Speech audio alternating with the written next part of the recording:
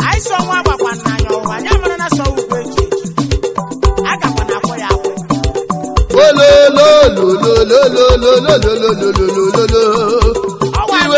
Iwe okwe mane somo kule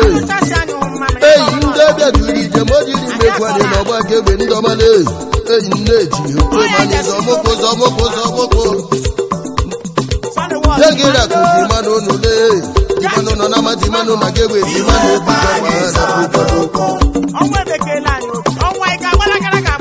Papa Olimani chipagi chote mana ndebe dimano Karo wiwa waneji wafe bua michi mebole mameto waneji papa hala bolebe ine ndegende Omwebe ni kaprala harana nyibiri nzure kwa nzure na kore na bore kwa njona male Ashika mwebe ni kaprala tena nzuri kwa nzuri Atiti yaka shela kelela tiboma Iwe tula yobi maneja nedela ndeli amane wele Adina fuaro wa shani je mache wendele mano shani je macho nyena ganebe ile ndegende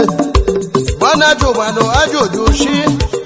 ndeli amanu je manti anigane menu wabole Onwe menyewe Kwenani nguru mini domana giko kwenani rindulia kuna manama Onwe wenyi shime bole lo wake mino nime ya ndeli amana laba satana wakani no nime yedebe mino nama Eje chomo onwe menyi buonu ya Yekona woneni obiare mima Binunu mebebo Nyanu mima machomo onwe menyi oti wala mobi no bole shoma na mimiri Onwe menyi nama Cha yebo Ishimole Ishimebole Obelololo Belamo Ashimetielamo Ishimole Modi mekwani Alore cheke omo Eshore omo Umunege chafoye Ogwe mani zurike Nejogwe mani zurike Ololololo Neji bebe manunde lalala Ohun bejeluwe Mandeji matumaga dudu Nebo ojeluwe gbogbegi Emecha figa lalale Emecha figa jeje Iwe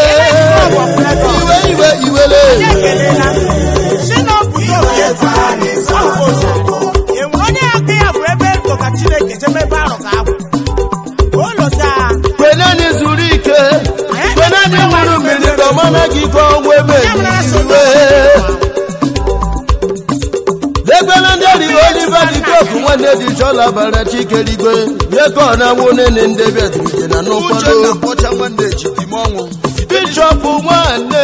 Reverend Ladamu Siraku wane de la bara chike goligwe Agebe dima Fidelity Bank Lagos Omugiba angajoyi Asimia wuro keke ga umunde janeke agbala nama Ishimebole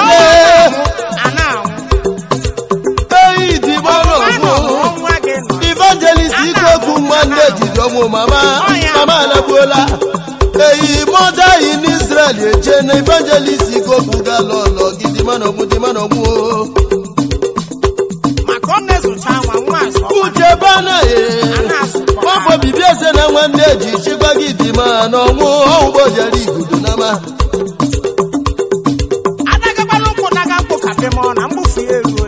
Tojukuke makolame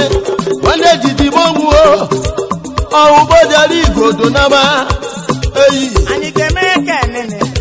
Sherifu mwafe buome Dima gachi Mwandeji dimano Mbojari gudu Ọ̀dáwìrì na lẹ́kùn bẹ́bẹ̀ manú ṣẹ́bẹ̀ gami ẹni bẹ̀rọ gbẹ̀wẹ̀. Yọ́ nínú. Lady Mrs. Adokwano, Manyoma,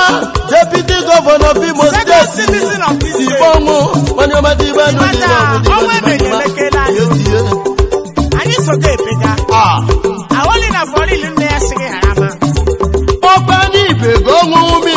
maka dị n'ukwu ebe ọgwụ ọnwa emeniyara kwenani zuru ike kwenani iri n'ndụ nama kwenani iri wakwu na megbe anyị gịna bara n'ole okolobịa owere mmadụ na dodo mmadụ owere anyị ga n'ile abara ole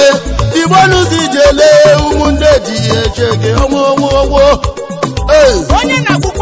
isi mmemme ole ndị mekwuru di mama ndị nche na ma ndị meche ahụ na madima na ọnwụle n'ihi na ọnwụ onye numije wee eyi ihe chimbezila kuwefe kwome nwanne ji chikikimọgwọ Dr. Greg Obi ọkachukwu ogbenyere imọnwụ papa Peter Obi alagbora afọ adịkimọnwụ Greg Obi n'ete bezile Greg dimọnwụ dimadimadima dimọnwụ ṣẹ́gi dimọnwụ ọ̀nkò jẹ̀rí ìgbò àti ọmọ mama rẹ̀ jìnnàlẹ̀ èyí òtijọ́ ọ̀gọ́ ọmọlẹ̀ mẹ́kẹ̀lẹ́ gínà gbọ́nọ́gbà police doctor bíi ìjàgá David Jonathan Osuji wọ́n nínú gbogbo mẹ́mẹ́kẹ̀lẹ́ gí èyí ilé ìdẹ́gẹ́ ìdágángó ìdúgbà ndéṣẹ́gà wúmídà